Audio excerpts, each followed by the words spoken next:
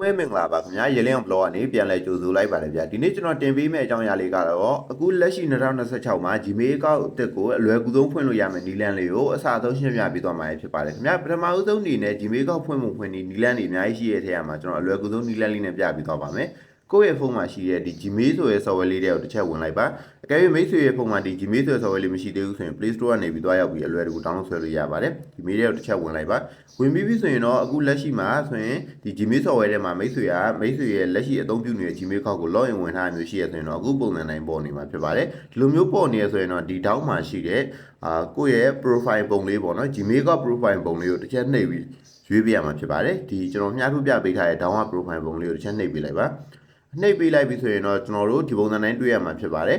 ပြီးပြီဆိုရင်ဒီအောက်ဆုံးမှာရှိတဲ့ကျွန်တော်တို့အကောက်တစ်ဖွင့်မှာဆိုတော့ဒီအောက်ဆုံးမှာရှိရဲ့ F အနာသားကောက်ဆိုတာလေးကိုတစ်ချက်ထပ်ပြီးတော့နှိပ်ပေးလိုက်ပါခင်ဗျာဒီဟာလေးပေါ့နော်ဒါလေးကိုတစ်ချက်ထပ်ပြီးနှိပ်ပေးလိုက်ပါနှိပ်ပေးလိုက်ပြီဆိုရင်တော့ကျွန်တော် set F email ဆိုပြီးဒီပုံစံနဲ့ဖြစ်ပါတယ်ဒီရဲ့ Google ဒီ Google ဆိုတာလေးကိုတစ်ချက်နှိပ်ပေးလိုက်ပြီဆိုရင်တော့ကျွန်တော် check in info ဆိုပြီးတော့ကျွန်တော်အဝိုင်းလေးလဲပါလိမ့်မယ်ပေါ့နော်ဒီပုံစံလေးပေါ်လာပါလိမ့်မယ်ခဏလေးစောင့်ပေးလိုက်ဒီပုံစံတိုင်းရောက်ပြီဆိုရင်ကျွန်တော်စဖွင့်လို့ရပြီပေါ့ဒီမိတ်ဆွေကခုနမျိုးမှာကျွန်တော်တို့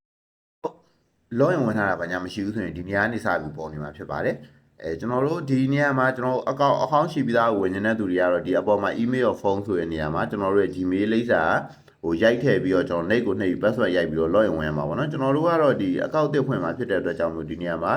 create account ဆိုတာလေးကိုတစ်ချက်ထပ်ပြီးနှိပ်ပေးလိုက်ပါခင်ဗျကိုယ့်ရဲ့ဒီ Gmail ကိုဒီ password ဒီပိုင်းမေ့နေရပိုင်း forgot လုပ်ချင်တာမျိုးဆိုရင်လေဒီနေရာမှာဒီ forgot email ဆိုတာလေးကိုတစ်ချက်နှိပ်ပြီးတော့ကျွန်တော် info လေးဖြည့်ပြီးလုပ်သွားလို့ရတယ်เนาะကျွန်တော်တို့ကတော့အကောင့်တစ်ဖွင့်မှာဖြစ်တဲ့အတွက်ကြောင့်မလို့ဒီနေရာမှာဒီ create account ဆိုတာလေးကိုပဲတစ်ချက်နှိပ်ပေးလိုက်ပါ create account ကိုနှိပ်လိုက်ရင်ကျွန်တော် for my personal use နဲ့ forward of my business ဆိုတာနှစ်မျိုးရှိတယ်ပေါ့နော်ကျွန်တော်တို့ကဒီထွေထွေထူးထူးဘာမှသိမရှိဘူးကိုယ်တိုင်လောက်ပဲသုံးပါပေါ့နော်ဥပမာ Facebook ကောက်သုံးတဲ့နေရာမှာသုံးတယ်Facebook ကောက်ဖွင့်တဲ့နေရာမှာသုံးတယ်ဒါမှမဟုတ်ရင်ကိုယ့်ရဲ့ဒီ personal အတွက်လောက်ပဲပေါ့နော်သုံးမယ်ပေါ့နော်ကျွန်တော်တို့ဒီ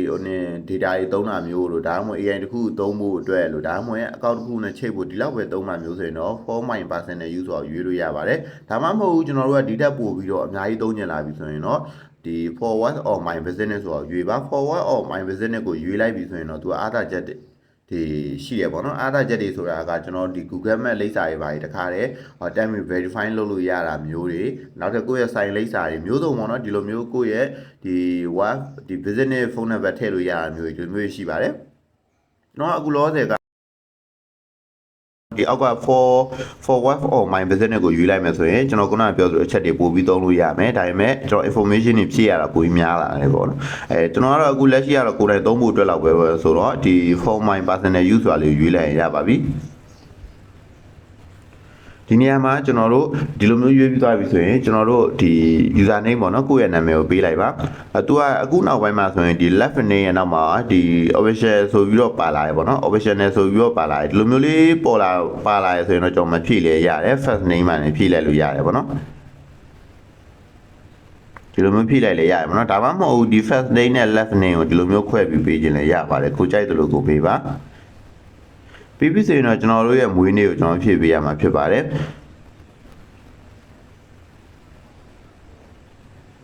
်ကျွန်တော်ကိုယ့်ရဲ့မွေးနေ့ကိုမှန်မှန်ကန်ကန်ရွေးပေးလိုက်ပေါ့နော်ဒီနေရာမှာမွေးနေ့ကတော့မှန်မှန်ကန်ကန်ရွေးပေးရင်အကောင်းဆုံးပါပဲဘာကြောင့်လဲဆိုရင်အကောင်းမျိုးဟိုနေအကြောင်းမျိုးကြောင့်ပေါ့နော်ခုနောက်ပိုင်းမှာဆိုရင်အကောက်တွေကလော့ကြတာတွေလည်းအရန်ကိုများလာပါတယ်ကျွန်တော်ဒီလိုမျိုးကြောင့်ကျွန်တော်တို့ဒီအကောက်တွေ verify ပါညာဟိုလုပ်ဖို့အတွက်ဒါမှမဟုတ်ရင်ကျွန်တော်အကောက်ကိုပို့ခိုင်အောင်လုပ်ဖို့အတွက်ဒါမှမဟုတ်အကောက်လော့ကြတဲ့အခါမျိုးတွေမှာပြန်ပြီးတော့ကျွန်တော် recovery လုပ်နိုင်မှုအတွက်ဆိုရင်ကျွန်တော်တို့ရဲ့ ID card တွေလိုအပ်ပါတယ်ဒါကြောင့်မို့ကျွန်တော်မွေးနေ့အမှန်ထည့်ခဲ့တယ်ဆိုရင်တော့ဒါကိုယ်မှရှိတဲ့ ID card တွေနဲ့ verify လုပ်လို့ရကောင်းရနိုင်တယ်ပေါ့နော်ပြီးပြီဆိုရင်တော့ကျွန်တော်ဒီအောက်မှာယောက်ျားလေးမိန်းကလေးရွေးပေးရမှာဖြစ်ပါတယ်ကိုယောက်ျားလေးလားမိန်းကလေးလားဒီနေရာမှာကိုဟာအတွက်ကိုရွေးပေါ့နော်ပြီးပြီဆိုရင်တော့ကျွန်တော် next ဆိုတာလေးကိုနှိပ်ပြီးရှေ့ကိုတစ်ဆင့်ဆက်သွားမှာဖြစ်ပါတယ်ဗျဒီနေရာရောက်ပြီဆိုရင်တော့ကျွန်တော်တို့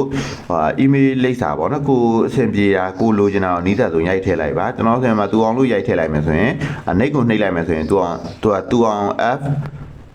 တူအောင် f@gmail.com ဆိုတဲ့ Gmail ရတာယူဖွင့်ပြီးသားကြီးပေါ့နော်မရှိဘူးလို့ပြောနေရဖြစ်ပါတယ်ဒါဆိုကျွန်တော်အခြားထည့်လို့ရတယ်ဥပမာအဖြစ်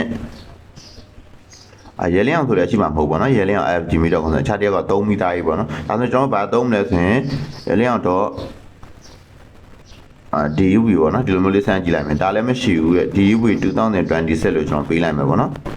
ဒါဆိုရင်တော့ရသွားပြီပေါ့နော်ဒီလိုမျိုးသူများယူထားပြီးသားသူက unit ဖြစ်ဖို့လိုရပေါ့နော်သူများနဲ့တော့တူလို့များတဲ့အတွက်ကြောင့်မလို့သူများယူပြီးသားသူများဖွင့်ပြီးသား email ဆိုရင်တော့ကျွန်တော်တို့ပေးလို့ရမှာမဟုတ်ဘူးဒီအစ်မှာ password ရိုက်ထည့်ပေးရပါမယ်ကိုကြိုက်နေတဲ့ password ကိုရိုက်ထည့်ပေးပါကျွန်တော်ကတော့နေရာလေးကို hide လုပ်လိုက်ပါမယ်ကျွန်တော် password ပေးလိုက်ပြီပေါ့နော် password ပေးတဲ့နေရာမှာကျွန်တော်ဖုန်းနံပါတ်တွေနာမည်လိုမျိုးအလွယ်မပေးသင့်ပါဘူးဥပမာအင်္ဂလိပ်စာဆိုရင်အကြီးစလုံးပေါ့နော်အကြီးစလုံးအသေးစလုံးပြီးဒီ special character တွေဖြစ်တဲ့ဒေါ်လာတို့ဟတ်တို့ရှက်တို့စသဖြင့်ဟာလေးတွေလည်းပါသင့်တယ်အင်္ဂလိပ်စာတွေဆိုရင်အကြီးအသေးပါသင့်တယ်ပြီး number ခဏတွေခဏန်းတွေပါသင့်တယ်ပေါ့နော်ဒီလိုမျိုးအစုံပေးသင့်ပါတယ်ပြီးတော့ကိုလည်းမှတ်ထားပါတော့ပြီးပြီဆိုရင်တော့နှိပ်ကိုနှိပ်ပြီးရှေ့ကိုဆက်သွားလို့ရပါပြီဒီပုံစံနဲ့လေးပေါ်လာပြီဆိုရင်တော့ကျွန်တော်တို့ရဲ့ဒါ email address လိပ်စာလေးပေါ့နော်ဒီစာလေးကိုကျွန်တော်တို့တခုအကောက်ဖွင့်တာအကောက်ချိန်တာမျိုးမှာဆိုရင်ဒါလေးထည့်ပြီးသုံးပေးရမှာပေါ့နော် yelling.dv2020@gmail.com ဆိုပြီးကျွန်တော်ပေးလိုက်တာဖြစ်ပါတယ်ပြီးပြီဆိုရင်တော့ net ကိုစမ်းနှိပ်လိုက်ပါ net ကိုနှိပ်ပြီးဆိုရင်တော့ဒီ privacy intent ဆိုပြီးသူ့ရဲ့စီမင်းစည်းကမ်းတွေပေါ်လာပါလိမ့်မယ်ကျွန်တော်အောက်ဆုံးနေဆွဲလိုက်ပါအောက်ဆုံးနေဆွဲပြီးဆိုရင်ဒီနေရာမှာအောက်ဆုံးမှာဒီ I agree ဆိုတဲ့အပြောင်း clock လေးရှိပါတယ်ဒီ clock လေးပေါ့နော်အားလေးကိုတစ်ချက်နှိပ်ပြီးတော့ကျွန်တော်ရှေ့ကိုဆက်သွားလိုက်အောင်ပါပဲ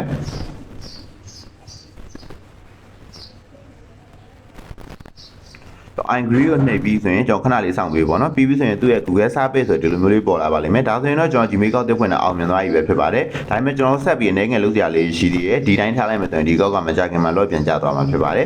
ကျွန်တော်တို့ဒီပုံစံတိုင်းအကောက်ဖွင့်လို့ပြီးပြီးဆိုရင်အခုလက်ရှိဖွင့်လိုက်တဲ့အကောက်ကို log in ဝင်ဖို့အတွက်ဒီတောင်းမှာရှိရဲ့ဒီ profile ပုံလေးကိုတစ်ချက်ပြန်နှိပ်ပေါ့နော်နှိပ်ပြီးတော့ကိုနှိပ်ပြီးပြီဆိုရင်ကျွန်တော်ဒီအောက်ဆုံးမှာအခုအသစ်ဖွင့်လိုက်တဲ့ဒီ Gmail ကောက်လေးပေါ်နေလိမ့်မယ်ပေါ့နော်အဲ့ Gmail လေးကိုတစ်ချက်နှိပ်ပေးလိုက်ပါဒီမှာပါ yelling.dv2020 ဆိုပေါ်နေရပါတော့ဒါလေးကိုတစ်ချက်နှိပ်ပေးလိုက်ပါနှိပ်ပြီးဆိုရင်တော့ကျွန်တော်တို့ reflect လေးနဲ့လုပ်ပေးလိုက်ရင် Gmail ကနေပြီးတော့ဒီကိုယ့်ရဲ့အကောင့်တစ်ဖွင့်အောင်မြင်ကြောင်းပါညာပြီးရင်ဒါဟိုမေးလေးဝင်လာလိမ့်မယ်ပေါ့နော်ဒါပါဒါဆိုရင်ကျွန်တော်ဒီမေးကောက်တစ်ဖွင့်အောင်မြင်သွားပါပြီဒါပေမဲ့ဒီကောက်ကဒီအခုနောက်ပိုင်းမှာဆိုရင်ကျွန်တော်တို့အကောင့်တွေကိုဟိုအလွယ်တကူဒီတိုင်းဖွင့်ပြီးဒီတိုင်းထားလိုက်မယ်ဆိုရင်အကောင့်လော့ကျသွားတာမျိုးကြီးကျွန်တော်ဖြစ်နိုင်တယ်ပေါ့နော်ဒါကြောင့်မို့ဒီကောက်ကိုဘာလုပ်သင့်လဲဆိုရင်ကျွန်တော်ပထမဆုံးအနေနဲ့လုပ်သင့်တာကတော့ကျွန်တော်ဒီ down profile ပုံလေးကိုတစ်ချက်နှိပ်လိုက်ပါတစ်ချက်နှိပ်ပြီးပြီဆိုရင်ကျွန်တော်ဒီအကောက်ကလေးကိုတစ်ချက်နှိပ်လိုက်ရင်ဒီအောက်မှာ management UI အကောက်ဆိုတာလေးရှိရပေါ့နော်ဒီမှာ management UI အကောက်ဆိုတဲ့ဟာလေးကိုတစ်ချက်ထပ်ပြီးတော့နှိပ်ပေးလိုက်ပါဒီအကောက်နဲ့ပတ်သက်ပြီးကျွန်တော်တို့ဟိုပြင်ဆင်သင့်တာလေးနည်းငယ်သွားပြင်မယ်ပေါ့နော်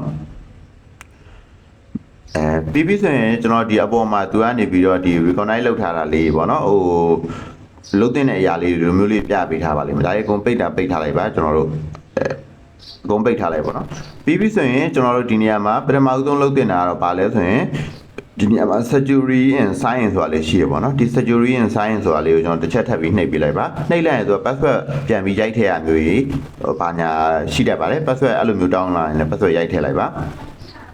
ဒါဆိုရင်တော့ကျွန်တော်အခုမှကောက်လုပ်ထားဆိုတော့မတောင်းသေးဘူးပေါ့နော်ပြီးပြီဆိုရင်ကျွန်တော်ဘာလုပ်ပေးရမလဲဆိုရင်သူကဒီနေရာမှာ recovery phone ဒါမှမဟုတ် recovery email ဆိုတဲ့နေရာမှာနှစ်ခုလုံးထည့်ရင်လည်းကောင်းတယ်နှစ်ခုလုံးမထည့်နိုင်တော့မှတစ်ခုအနည်းဆုံးထည့်ပေးထားရပါမယ် recovery phone ဆိုတာကတော့ဒီအကောက်ကိုအကြောင်းမျိုးမျိုးကြောင့်ပေါ့နော်ကျွန်တော် log in ဝင်မရတဲ့ခါမျိုးကြီးဆိုရင် OTP ပုတ်လို့ရ OTP လှမ်းပြီးပို့လို့ရအောင်ပေါ့နော်ဒီဖုန်းနံပါတ်တစ်ခုနဲ့ဒီ